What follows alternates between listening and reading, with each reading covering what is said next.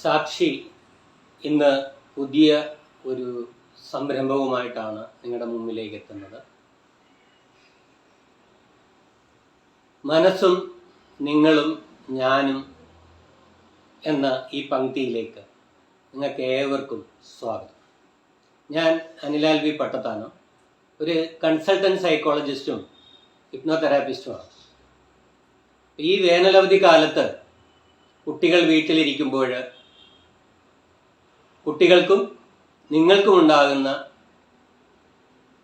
മാനസിക സംഘർഷങ്ങളെക്കുറിച്ചും ബുദ്ധിമുട്ടുകളെക്കുറിച്ചുമാണ് നമ്മൾ ഇന്ന് സംസാരിക്കുന്നത്. എന്തൊക്കെ ബുദ്ധിമുട്ടുകളാണ് ഒരു രക്ഷിതാവെന്ന നിലയിൽ, അല്ലെങ്കിൽ ഒരു 5 വയസ്സിനും 12 വയസ്സിനും ഇടയിലുള്ള ഒരു കുട്ടിയെ വീട്ടിൽ നിർത്തി പോകുന്ന ഒരു ഗാർഡിയൻ എന്നുള്ള രീതിയിൽ നിങ്ങൾക്ക് അനുഭവപ്പെടുന്നത് എന്നുള്ളതിനെ കുറിച്ചാണ് നമ്മുടെ ഇന്നത്തെ സംസാര വിഷയം. എന്തൊക്കെ മാനസിക സമ്മർദ്ദങ്ങളാണ് ഒരു 5 മുതൽ 10-12 വയസ്സ് വരെയുള്ള കുട്ടിക്ക് ഉണ്ടാകാൻ സാധ്യത? നമ്മൾ വിചാരിക്കും അവർക്കെന്താ ടെൻഷൻ, അവർക്കെന്ത് ഇതിനു മാത്രം ടെൻഷൻ അടിക്കാൻ, ഞങ്ങളല്ലേ ടെൻഷൻ അടിക്കുന്നത്.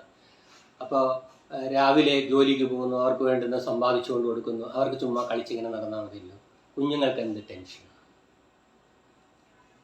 എന്നാൽ നിങ്ങൾക്ക് തെറ്റി. നിങ്ങളെപ്പോലെ തന്നെ മാനസിക സമ്മർദ്ദം അനുഭവിക്കുന്നവരാണ് നിങ്ങളുടെ കൊച്ചുകുട്ടികൾ, അല്ലെങ്കിൽ നമ്മുടെ കുട്ടികൾ. എന്തൊക്കെയാണ് അവരനുഭവിക്കുന്ന മാനസിക സമ്മർദ്ദം? നമുക്ക് ഓരോന്നായി പരിഗണിക്കാം. ഒന്ന്, അക്കാഡമിക് പ്രഷറാണ്. എന്ന് പറഞ്ഞാൽ പഠന നിലവാരത്തിൽ ഒരു കുട്ടി അവൻ്റെ ക്ലാസ്സിലുള്ള അല്ലെങ്കിൽ അവൻ്റെ അയൽപ്പക്കത്തുള്ള കുട്ടിയുമായി താരതമ്യം ചെയ്യപ്പെടുമ്പോൾ അവൻ അനുഭവിക്കേണ്ടി വരുന്ന മാനസിക സംഘർഷം. ഇപ്പം നിങ്ങൾ ഒരു വീട്ടമ്മയാണ്, അല്ലെങ്കിൽ ഒരു പിതാവാണ്. നിങ്ങളുടെ അയൽപ്പക്കത്തെ വീട്ടുകാരിയുമായിട്ട്, അല്ലെങ്കിൽ ഒരു ഭാര്യയുമായിട്ട്, അല്ലെങ്കിൽ ഒരു രക്ഷിതാവുമായിട്ട് കമ്പയർ ചെയ്താൽ നിങ്ങൾ ഇഷ്ടപ്പെടുമോ? നിങ്ങളത് സഹിക്കുമോ?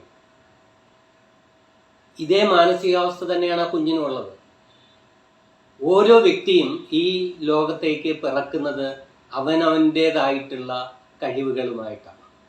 ഒരാൾക്ക് ചിലപ്പോൾ പാടാനായിരിക്കും, ഒരാൾക്ക് ചിലപ്പോൾ ആടാനായിരിക്കും, വേറൊരാൾക്ക് ചിലപ്പോൾ ചിത്രരചനയായിരിക്കും ഇഷ്ടപ്പെട്ട, അല്ലെങ്കിൽ അവൻ്റെ പാഷൻ, അവൻ്റെ വിനോദം എന്നൊക്കെ പറയുന്നത്, അല്ലെങ്കിൽ അവന് ജന്മന സിദ്ധിച്ചിട്ടുള്ള ഒരു കഴിവെന്ന് പറയുന്നത്.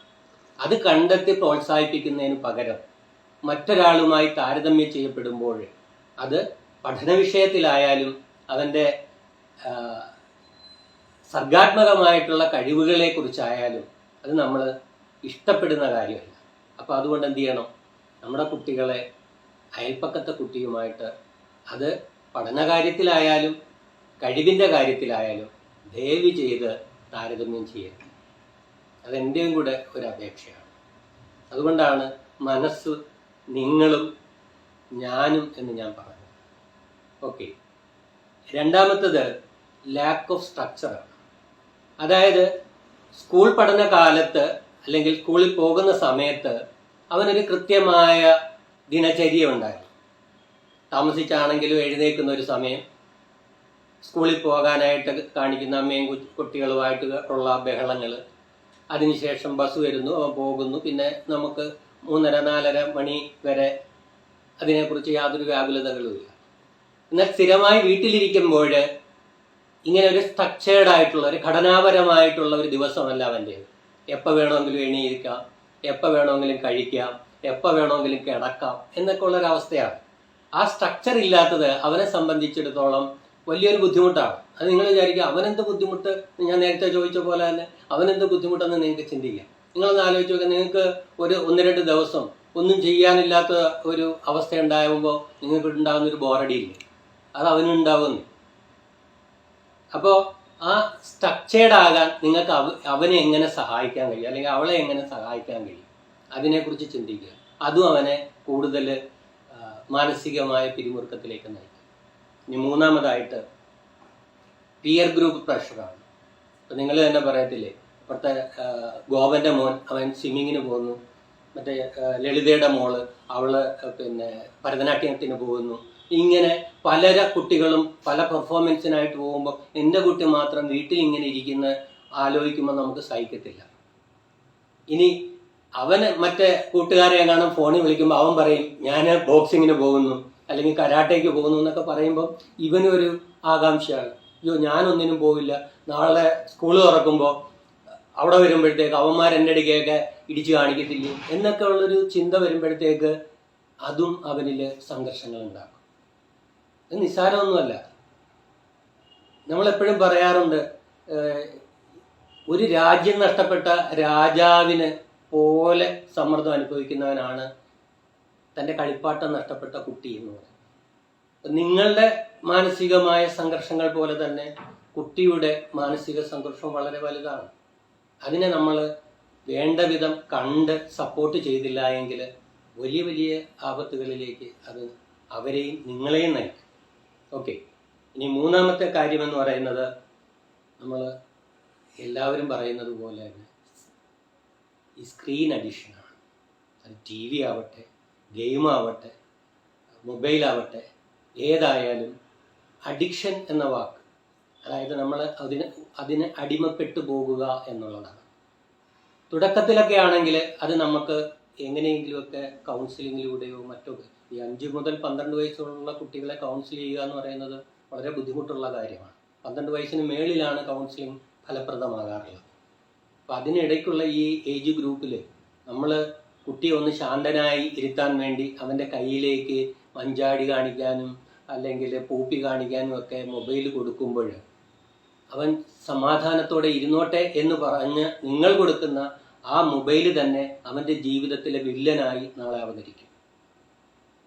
സ്ക്രീൻ അഡിക്ഷൻ അല്ലെങ്കിൽ ഗാഡ്ഗറ്റ് അഡിക്ഷൻ എന്ന് പറയുന്നത് എന്തും ആവട്ടെ, ഗെയിം ആവട്ടെ, ഗെയിം ഉള്ള മറ്റ് മാധ്യമങ്ങളാവട്ടെ, എന്തും ആവട്ടെ, അത് ഒരു അഡിക്ഷൻ്റെ ഭാവത്തിലേക്ക് പോയാൽ അവസാനം സൈക്യാട്രിക് ട്രീറ്റ്മെൻറ്റാണ് അതിനുള്ള അവസാന വാക്ക് എന്ന് പറയുന്നത്.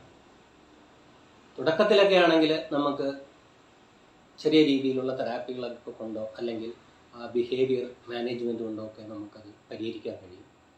അതൊരു പരിധി കടന്നു കഴിഞ്ഞാൽ അത് മെഡിക്കേഷൻ അഥവാ മരുന്ന് കഴിക്കേണ്ട അവസ്ഥയിലേക്ക് പോകും എന്ന് നിങ്ങൾ ഓർത്തിരിക്കുക. അപ്പോൾ ഈ കുട്ടികൾക്ക് നമ്മൾ സ്ക്രീൻ, അതിപ്പോൾ ടി വി ആയാലും മൊബൈൽ ഫോൺ ആയാലും കൊടുക്കുന്നതിന് ഒരു ടൈം ലിമിറ്റ് വയ്ക്കുന്നത് വളരെ നല്ലതാണ്. പലപ്പോഴും നമ്മുടെ ജോലി സൗകര്യങ്ങളിൽ അല്ലെങ്കിൽ ജോലി ചെയ്യുന്ന സമയത്ത് അവർ നമ്മളെ ശല്യം ചെയ്യണ്ട എന്നുള്ള രീതിയിൽ നമ്മൾ അവർക്ക് അനുവദിച്ചു കൊടുക്കുന്ന ആ ആനുകൂല്യം നാളെ കരഞ്ഞുകൊണ്ട്, നമ്മളിപ്പോഴും കാണുന്നുണ്ട് കൗൺസിലിങ്ങിനായിട്ട് പലരും നമ്മളടുത്ത് വരുന്നത് ഈ ഗാഡ്ഗറ്റ് അഡിക്ഷൻ അല്ലെങ്കിൽ മൊബൈൽ അഡിക്ഷൻ എങ്ങനെയൊന്ന് മോചിപ്പിക്കണമെന്ന് കരഞ്ഞു വിളിച്ചുകൊണ്ടാണ്. അത് 5 വയസ്സ് മുതൽ 12 വയസ്സ് വരെ മാത്രമല്ല കേട്ടോ, ഈവൻ എഞ്ചിനീയറിംഗിൽ പഠിക്കുന്നവർ, MBBS പഠിക്കുന്നവർ, വീട്ടമ്മമാർ, 34 വയസ്സായിട്ടും വിവാഹം കഴിക്കാതെ ഗെയിമും കളിച്ചുകൊണ്ടിരിക്കുന്നവർ എല്ലാം ഇതിൽ പെടും കേട്ടോ. അപ്പോൾ അതുകൊണ്ട് ഇപ്പോൾ തുടങ്ങിയിരിക്കുന്ന ഈ ഒരു ചെറിയ ഒരു അശ്രദ്ധ അല്ലെങ്കിൽ ആയിക്കോട്ടെ എന്നുള്ളൊരു ചിന്ത നാളെ വലിയ വിപത്തിലേക്ക് നയിക്കാതിരിക്കാൻ നിങ്ങൾ വളരെയധികം മുൻകരുതൽ എടുക്കേണ്ടതാണ്. ഈ സ്ക്രീൻ ഹൈജീൻ എന്ന് പറയുന്നത്, ഉറങ്ങുന്നതിന് 1 മണിക്കൂർ മുമ്പെങ്കിലും മൊബൈൽ ഉപയോഗിക്കുക. അത് വലിയവർക്കും കൂടെ പറഞ്ഞു തരുന്ന ഉപദേശമാണ് കേട്ടോ. 1 മണിക്കൂർ മുമ്പെങ്കിലും മൊബൈൽ മാറ്റി വയ്ക്കുക. ഉണർന്ന് കഴിഞ്ഞ് 1 മണിക്കൂർ കഴിഞ്ഞേ മൊബൈൽ എടുക്കൂ എന്നുള്ളൊരു ശാഠ്യം. ബാക്കി ഒരുപാട് കാര്യത്തിൽ നിങ്ങൾ ശാഠ്യം പിടിക്കാറുണ്ട്. അത് കുടുംബത്തിനകത്ത് നമ്മൾ ഇന്ന് കുട്ടികൾക്കിടയിലുള്ള പലതരത്തിലുള്ള കുറ്റകൃത്യങ്ങൾ പരിശോധിക്കുകയാണെങ്കിൽ ഏറ്റവും ക്രിമിനലുകളായിട്ട് വരുന്ന കുട്ടികളുടെ കുടുംബം വളരെ ശിഥിലമാണെന്ന് കാണാൻ കഴിയും. അത് പഠനങ്ങൾ പലതും തെളിയിച്ചിട്ടുള്ളതാണ്. കുട്ടികൾ മോശമായി പെരുമാറുന്നതിന് കാരണം വീട്ടിലെ രക്ഷിതാക്കൾ തമ്മിലുള്ള അഭിപ്രായമില്ലായ്മ, അഭിപ്രായ ഐക്യമില്ലായ്മ, സ്വരച്ചേർച്ചയില്ലായ്മ, അവർ തമ്മിലുള്ള പലതരത്തിലുള്ള സംഭാഷണം, ഒരാൾ മറ്റേ ആളെ കുറ്റപ്പെടുത്തുകയും ഇകഴ്ത്തുകയും ചെയ്യും. അത് കുട്ടികളുടെ മുമ്പിൽ വെച്ച്. നിങ്ങൾക്ക് എന്തെങ്കിലും പരസ്പരം സംസാരിക്കാനുണ്ടെങ്കിൽ നിങ്ങളുടെ സ്വകാര്യമായ നിങ്ങളുടെ ശയനമുറിയിൽ, ബെഡ്റൂമിൽ നിങ്ങൾക്ക് പരസ്പരം പറഞ്ഞു തീർക്കാം. അത് കുട്ടികളുടെ മുമ്പിലുള്ള വിഴുപ്പലക്കായി മാറുമ്പോൾ അവരുടെ സ്വഭാവ രൂപീകരണത്തിൽ അത് വളരെയധികം പ്രശ്നങ്ങളുണ്ടാക്കും എന്ന് നിങ്ങൾ മനസ്സിലാക്കുക. അപ്പോൾ ഒരു സമാധാനപൂർണമായി പോകുന്ന ഒരു കുടുംബത്തിലെ കുട്ടിയുടെ സ്വഭാവവും ഒരുവിധം ഭംഗിയായിട്ട് തന്നെ പോകും എന്നാണ് പഠനങ്ങൾ കാണിക്കുന്നത്. ഇനിയും ഒരുപാട് കാര്യങ്ങൾ നിങ്ങളോട് എനിക്ക് സംസാരിക്കാനുണ്ട്. നമ്മുടെ ഈ കൊച്ചു വർത്താനം ഇന്നുകൊണ്ട് അവസാനിക്കുന്നില്ല. മനസ്സും നിങ്ങളും ഞാനും ഇവിടെ അവസാനിക്കുന്നില്ല. വീണ്ടും കാണണം. ഓക്കെ.